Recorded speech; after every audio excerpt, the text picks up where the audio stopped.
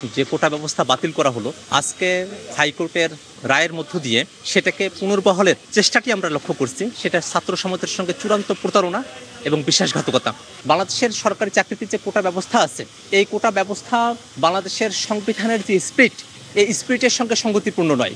আমরা জানি যে বাংলাদেশের যে সংবিধান, যে মুক্তিযুদ্ধের ভিতর যে সংবিধান আমরা পেলাম, সে সংবিধান স্পষ্ট করেই বলছে সুযোগের সমতার কথা।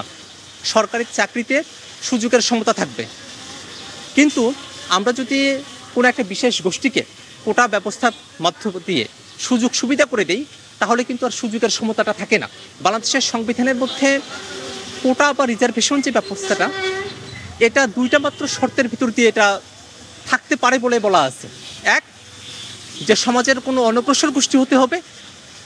দুই, তাদের পর্যাপ্ত প্রতিনিধিত্বের জন্য এটা হতে পারে।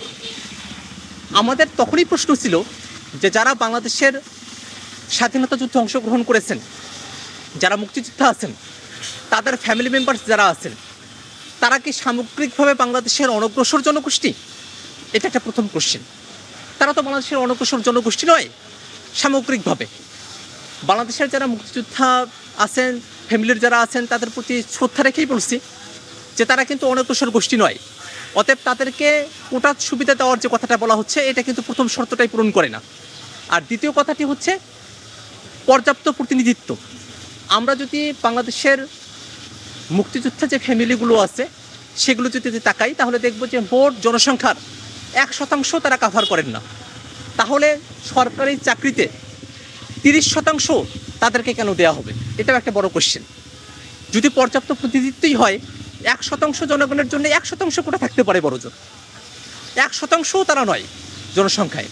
যারা মুক্তিযুদ্ধের অব্যবহিত পরপর সময়টাতে, যারা মুক্তিযুদ্ধে সরাসরি অংশগ্রহণ করেছেন বা তাদের সন্তানাদি যারা ছিলেন সেই সময়টাতেই, তারা সামাজিকভাবে অনগ্রসর থাকতে পারেন, কারণ তারা তখন যুদ্ধাহত হয়েছেন। কিন্তু স্বাধীনতার 53-54 বছর পরে এসে তাদের যারা নাতি নাতনি যারা আছে, তাদেরকে এই যে কোটার মধ্য দিয়ে সুযোগটা দেওয়া হচ্ছে, এটা আপামর দেশের সাধারণ যে ছাত্র সমাজ আছে তাদের সঙ্গে চূড়ান্ত ধরনের এটা বিশ্বাসঘাতকতা করা এবং তাদেরকে চূড়ান্ত ধরনের অনিয়ম, অন্যায্যতার ভিতরে ফেলে দেওয়া।